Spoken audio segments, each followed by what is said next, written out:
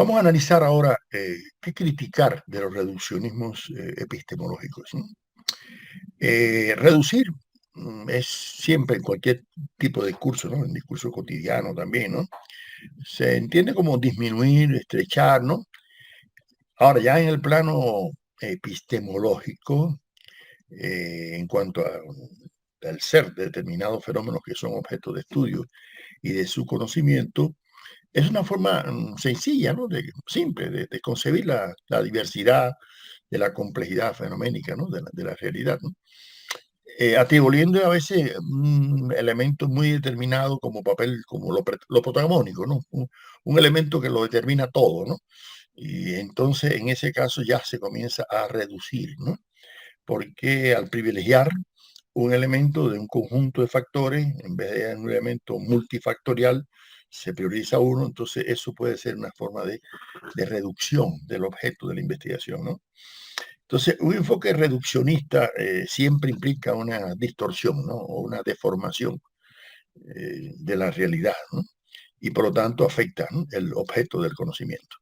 Por supuesto que la reducción es imprescindible, porque lo mismo en la investigación que en la docencia, un profesor que se trata de sintetizar, de reducir, de simplificar para lograr, ¿no?, la mejor comprensión.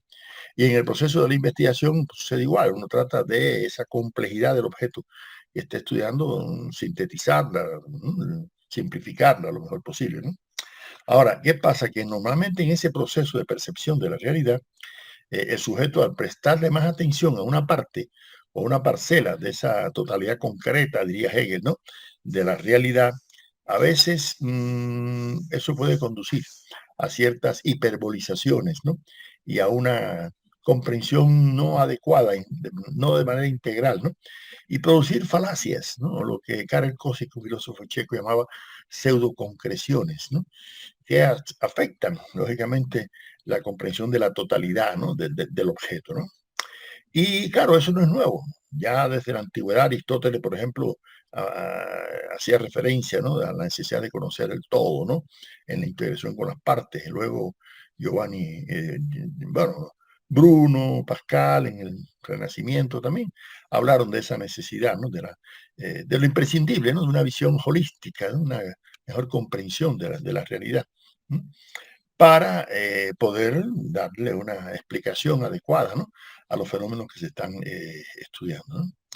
El ser humano, por lo general, siempre es un eterno insatisfecho, ¿no?, de sus conocimientos, ¿no?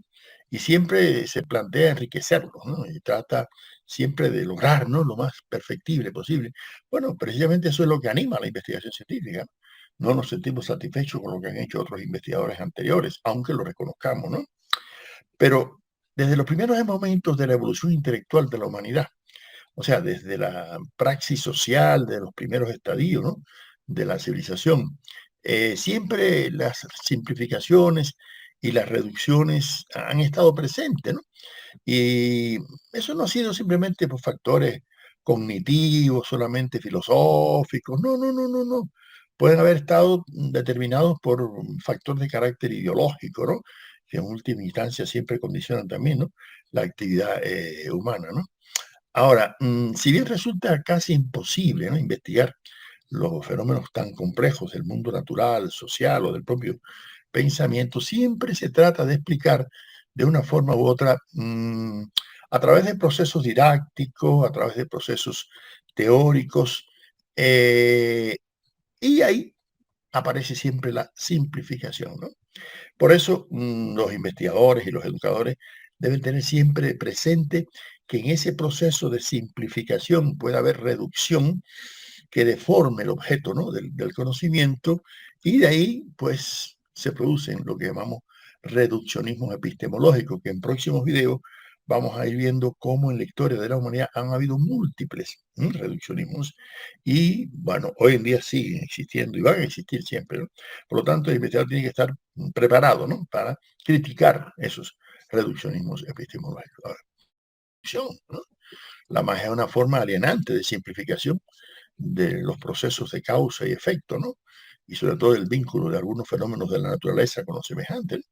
¿Por qué? Porque en esa apelación tan simplificadora que es la magia, se atribuía a cualquier fenómeno aislado, ¿no? Para producir la lluvia, para producir el beneficio de las cosechas, o la cacería, o la pesquería, ¿no? Entonces, de manera tal que siempre se hacía con un objetivo práctico, inmediato, ¿no? Pero también siempre tenía una fundamentación racional o irracional también, ¿no? De fe, en este caso, ¿no? Por lo tanto, siempre se esperaba, ¿no? Que se produjera un efecto positivo. Y por eso la magia, en cierta medida, propició formas empíricas, ¿no? De éxito-error, que a la larga, igual que otras formas pre-religiosas, como el animismo, el fetichismo, el totemismo, todas esas son formas, ¿no? De reduccionismos, no tan sofisticados teóricamente, porque el animismo, bueno, considerar que todo tiene un alma, que todo está animado, incluso el ilozoísmo de pensar que hasta las piedras tienen, ¿no? Sensibilidad, ¿no? O el fetichismo, ¿no? Atribuir a determinadas propiedades a objetos o imágenes, ¿no? O el totemismo, concebir el origen de los seres humanos en un animal, en una planta, en una montaña, en un río, lo que sea. Esas son formas muy simplificadoras, ¿no?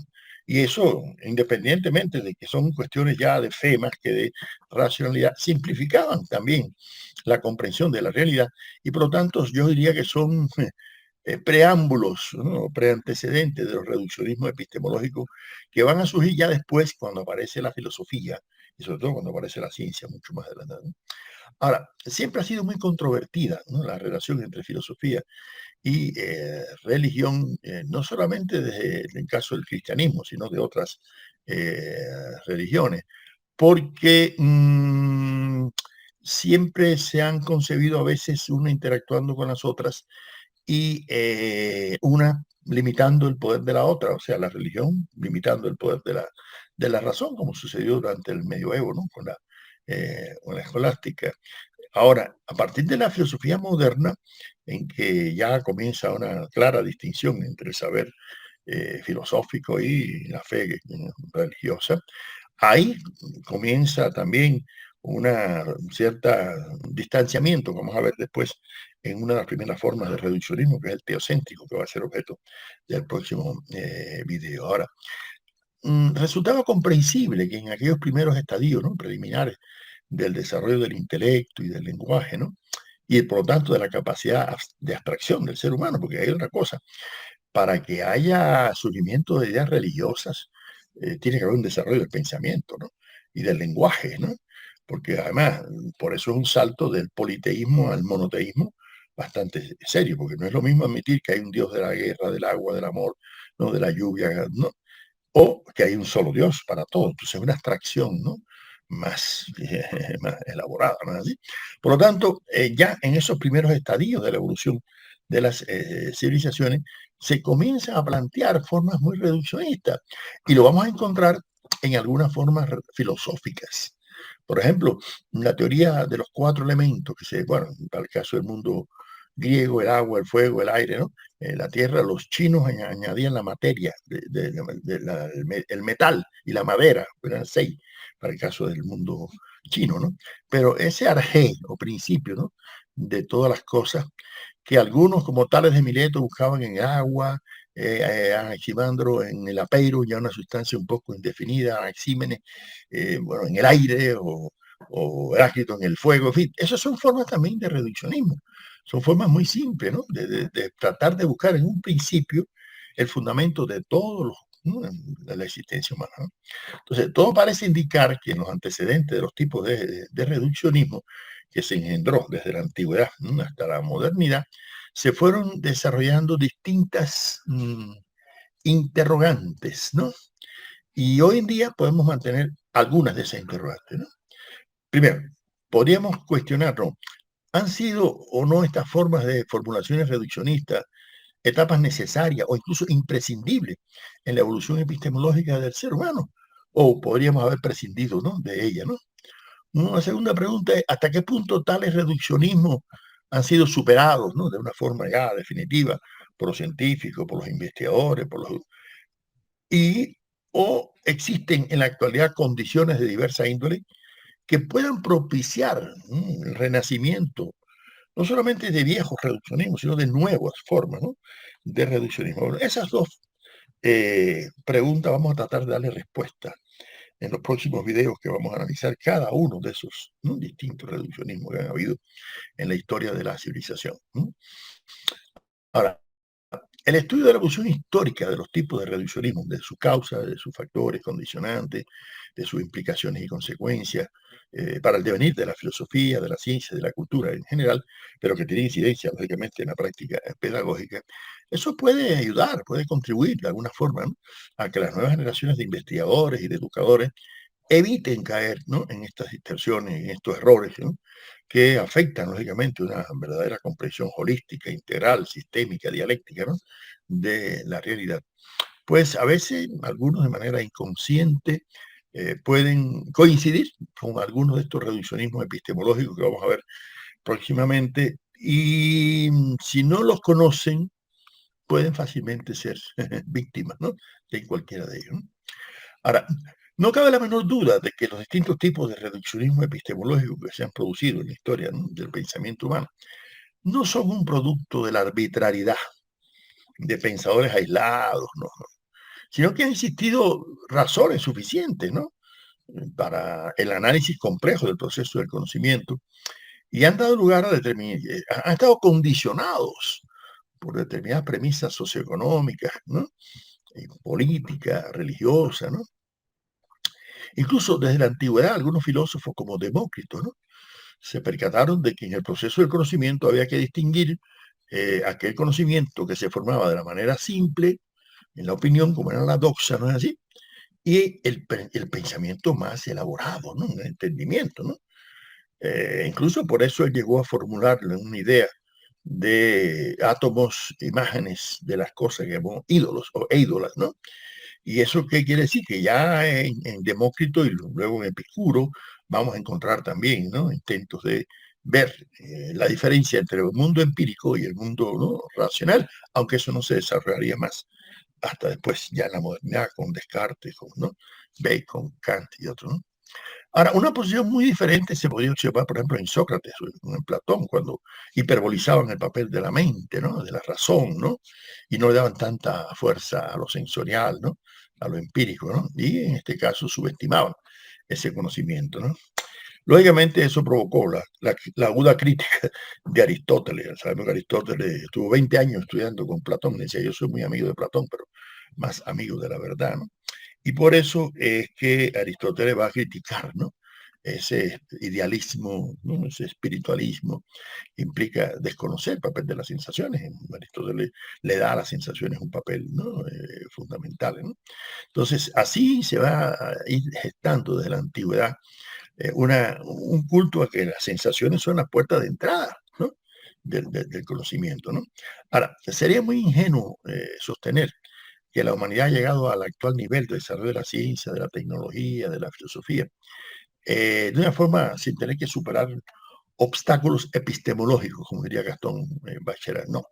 Siempre ha tenido que enfrentarse a esos errores, esa insuficiencia y a esas formas de reduccionismo, ¿no?, epistemológico que no han desaparecido del todo, ni van a desaparecer así de fácilmente, ¿no?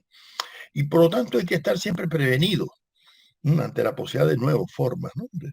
Hoy está de moda hiperbolizar la inteligencia artificial. Bueno, ¿hasta qué punto no es eso también otra forma de reduccionismo epistemológico? Pensar que todo va a resolver, ¿no?, la inteligencia artificial, ¿no? O no debe pensarse acaso que siempre aparecerán nuevas formas tecnológicas, nuevas formas científicas, ¿no?, que propicien determinados reduccionismos, ¿no? Una de las causas más comunes que han contribuido a la generación de estas distorsiones de la comprensión de la sociedad y en esa interacción de la relación del hombre con la naturaleza, ha sido cuando no se ha establecido un adecuado equilibrio en la comprensión de la relación del ser humano, ¿no?, con la naturaleza, ¿no?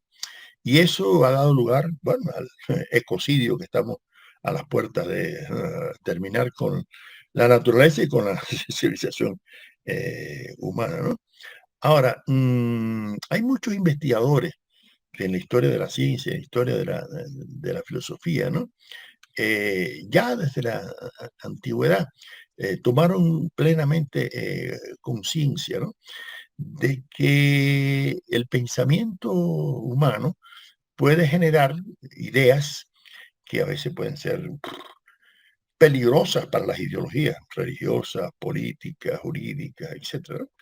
Bueno, sabemos lo que le sucedió a Hipatia de Alejandría, aquella discípula, ¿no?, de Aristarco de Samos, por sostener que no era la Tierra, sino el Sol, ¿no?, el centro verdadero del universo, ¿no? Y fue apedreada y asesinada, ¿no?, por esas ideas, ¿no?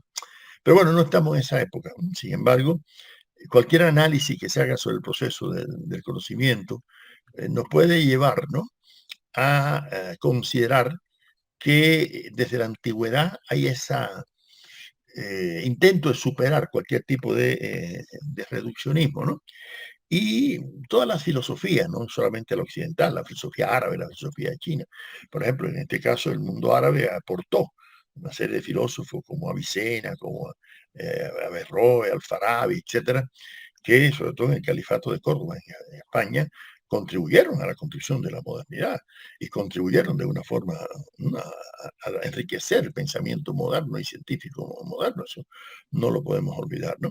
Ahora, ya en la filosofía moderna, cuando empieza a descartarse esa dicotomía entre razón o empiria, ¿no?, entre externalismo y internalismo, entre qué es lo que determina el conocimiento, si lo que viene de fuera o lo que viene de dentro, vamos a encontrarnos ese conflicto preliminar, ¿no?, que hay entre Francis Bacon defendiendo las sensaciones y Renato Descartes defendiendo, ¿no?, el poder de la razón y de la duda.